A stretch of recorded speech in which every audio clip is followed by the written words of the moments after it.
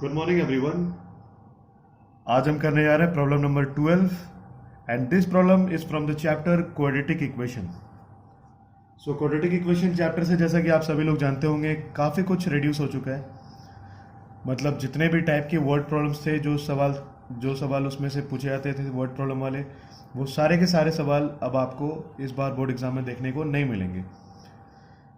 लेकिन इसके अलावा कुछ और भी इंपॉर्टेंट पार्ट्स हैं जो इस साल आप एक्सपेक्ट कर सकते हैं बोर्ड एग्जाम में from the chapter quadratic equation, जिसमें से क्वाड्रेटिक फार्मूला को यूज़ करके जो सॉल्व करने वाले सवाल होते हैं, खास करके डिस्क्रिमिनेंट वाले सवाल, वो आपको जरूर देखने को मिल सकते हैं इस बार बोर्ड एग्जाम में। सो ये जो सवाल है मैं आपके सामने जो लेकर के आऊँ, this is also one such question जिसमें हम क्वाड्रेटिक फार्मूला यूज़ करते हैं, यानी डिस्क्रिमिनेंट वाला जो पार्ट है it will be used here. और इस सवाल को पूछा गया था सीबीएसई के 2015 बोर्ड एग्जाम में, और इसके बाद नेक्स्ट ईयर जो सैम्पल पेपर रिलीज हुआ था उसमें भी ये सवाल मेंशन था।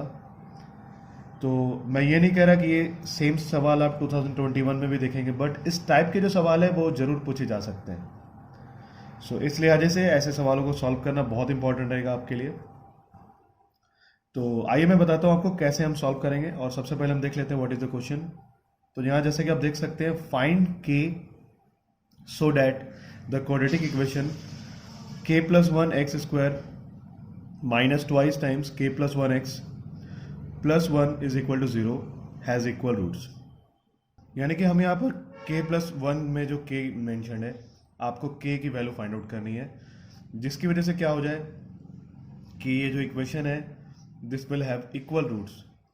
इक्वल रूट्स का मतलब होता है, जैसे अगर हम देखें किसी भी क्वाड्रेटिक इक्वेशन में दो रूट्स होते हैं, तो अगर दोनों रूट्स एक बराबर हो, यानी दोनों की वैल्यू अगर सेम हो, तो वैसे रूट्स को हम बोल सकते हैं दे आर इक्वल रूट्स। और ये कंडीशन तभी सेटिस्फाइड होता है जब डिस्क्रिमिनेंट की वैल्यू जीरो के बराबर हो, यानी d is equal to zero हो, या b square minus four AC की वैल्यू जीरो। तो अगर आपको नहीं पता डिस्क्रिमिनेंट क्या है और कैसे हम फाइंड आउट करते हैं, देन डोंट वरी, मैं आपको बता देता हूँ सबसे पहले। तो सबसे पहले हम किसी भी क्वाड्रेटिक इक्वेशन को जब लिखते हैं, it is always in the standard form which is ax square plus bx plus c is equal to zero. और यहाँ पर a, b और c this are going to be real numbers, और a is never equal to zero. a को हम zero नहीं बना सकते, बिकॉज अगर आप a को ज़ीरो लिखेंगे then this will not be a quadratic equation any more, this will be converted into a linear equation. So इसीलिए a can not be equal to zero. This are the two conditions. अच्छा, अब अगर हम बात करें discriminant की, then d is the denotation of discriminant. Discriminant को हम d से डिनोट करते हैं, और इस डिस्क्रिमिनेंट को हम लिख सकते हैं this is equal to b square minus four AC। Discriminant is equal to b square minus four AC। ठीक है। सो ये डिस्क्रिमिनेंट फाइंड आउट करने के लिए हम यूज़ कर सकते हैं फार्मूला। और यहाँ बी स्क्वायर का मतलब क्या हो गया, whatever is written with x, x के साथ जो कुछ भी लिखा हुआ है दैट इज बी। ए और सी आप देख सकते हैं, एक्स स्क्वायर के साथ जो लिखा है इट इज ए, और कांस्टेंट पार्ट सी। तो सबसे पहले मैं आप क्या करूँगा यहाँ पर, जैसे कि मैं आपको बता रहा था, इक्वल रूट्स के लिए क्या होना चाहिए, D is equal to zero. अगर D is equal to zero है तो इसे हम लिख सकते हैं they are having equal roots. और जो इक्वेशन हमारे पास है, जो गिवन इक्वेशन है, आइए हम लिख लेते हैं इसे। So given equation is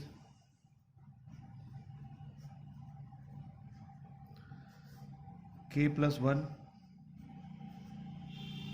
x square minus two times k plus one x plus one is equal to zero. और अगर मैं यहाँ पर देखूँ स्टैंडर्ड फॉर्म से अगर मैच करूँ, तो यहाँ से हमें मिल सकता है a इज इक्वल टू, हम लिख सकते हैं a, अगर आप देखें एक्स स्क्वायर के साथ जो भी कुछ लिखा हुआ है this is equal to k plus one. वैसे ही अगर हम देखें तो b is equal to minus two k plus one, and c is equal to one. c की वैल्यू वन है, जैसे कि आप देख सकते हैं। सो अब मैं जो कंडीशन बता रहा था आपको, इक्वल रूट्स के लिए क्या होना चाहिए, d is equal to zero. तो मैं यहाँ लिख सकता हूँ for equal roots,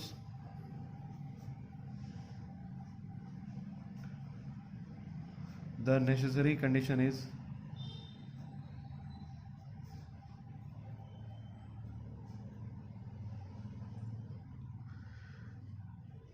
d is equal to 0। और अगर d इज इक्वल टू 0 है तो इसे हम ऐसे भी लिख सकते हैं, यानी कि b square minus 4ac is equal to 0। B square minus 4ac की वैल्यू जो है it will be equal to 0। और बी स्क्वायर का क्या मतलब है? बी स्क्वायर यानी हम देख सकते हैं यहाँ पर इक्वेशन से, so this will be minus 2 k plus 1 square minus 4ac, a मतलब k प्लस 1 और c is 1, this is equal to 0। So मैं अब सिंपली इस इक्वेशन को सॉल्व करूंगा और यहां से मैं k की वैल्यू फाइंड आउट कर सकता हूं। सो -4 वाला जो पार्ट है -4 k प्लस 1, इसे मैं RHS पे ले आता हूं। सो ये इक्वेशन क्या बन जाएगा? This is 4 a plus b whole square के फॉर्म में से एक्सपेंड कर लेता हूं, then this will be k square plus 1 plus 2k is equal to 4k plus 1। ठीक है, तो सबसे पहले मैं ये माइनस वाला जो पार्ट था इसको RHS पे ले गया, और अब यहाँ से जैसा कि आप देख सकते हैं दोनों साइड में 4 है, तो मैं इसे कैंसिल कर लेता हूँ और ये इक्वेशन अब क्या बन जाएगा? This will be k square plus k, ठीक है, because 1 and 1 this will be cancelled, so k square plus k is equal to 0। और यहाँ से अगर मैं कॉमन ले लूँ k, तो k कॉमन लेने के बाद क्या बन जाएगा? This will be k plus 1 is equal to 0। तो यहाँ से हम देख सकते हैं हमारे पास दो वैल्यूज जो आ रही है k की। First value is k is equal to -1 and second value is k is equal to 0। k is equal to -1 and k is equal to 0। ठीक है, तो अब हम क्या करेंगे? सबसे पहले जब भी आपको कोई भी k की वैल्यू मिल जाए तो आप उसे डायरेक्ट आंसर के तौर पे नहीं लिख सकते। एक बार आप इस वैल्यू को रख करके चेक कर लें कि क्या ये जो वैल्यू है वो सुटेबल है इस इक्वेशन के लिए या नहीं। ठीक है, तो सबसे पहले अगर मैं k इज इक्वल टू -1 रखता हूँ यहाँ पर, तो अगर मैं -1 रखूँगा तो ये क्वाड्रेटिक इक्वेशन नहीं रहेगा, फिर this equation will not be a quadratic equation any more. So इसीलिए -1 जो वैल्यू है it can not be used. ठीक है, सो इसे हम लिख सकते हैं k is equal to -1 does not satisfy. But क्या हम k इज इक्वल टू 0 रख सकते हैं? 0 बिल्कुल रख सकते हैं। 0 रखने के बाद भी ये जो इक्वेशन है this will be a quadratic equation. So हम फाइनल आंसर जो है वो कह सकते हैं k इज इक्वल टू 0, और इसके लिए रीजन लिखना जरूरी होता है। As k is equal to -1 does not satisfy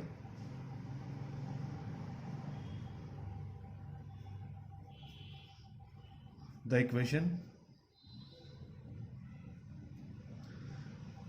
so k is equal to 0, which is the required answer.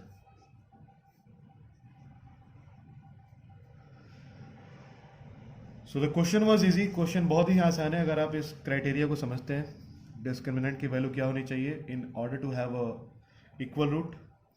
Equal roots के लिए discriminant must be equal to 0, जैसा कि मैं आपको बता रहा था। और अगर आप इस क्राइटेरिया को समझते हैं then this is just a very easy question for you. ये सवाल 2 मार्क्स के लिए पूछा गया था 2015 में, और मैं चाहूँगा कि आप इस टाइप के जितने भी सवाल हैं, चाहे वो NCERT बुक में हो या फिर किसी और बुक से भी, आप उन्हें एक बार अच्छे से प्रैक्टिस कर लें, ताकि फ्यूचर में जब भी आपको कोई ऐसा सवाल देखने को मिले तो वो आपके लिए चैलेंजिंग ना हो। आई होप कि ये सवाल आपको अच्छे से क्लियर हो गया होगा। इन डैट केस, अगर आपने चैनल को सब्सक्राइब नहीं किया then do not forget to subscribe to our channel and also press the bell icon, ताकि जब भी मैं कोई न्यू वीडियो अपलोड करूं तो उसकी नोटिफिकेशन सबसे पहले आप तक पहुंचे। आज के लिए बस इतना ही, कल दोबारा मिलेंगे एक नए सवाल के साथ। तब तक के लिए take care of yourself and thank you for watching.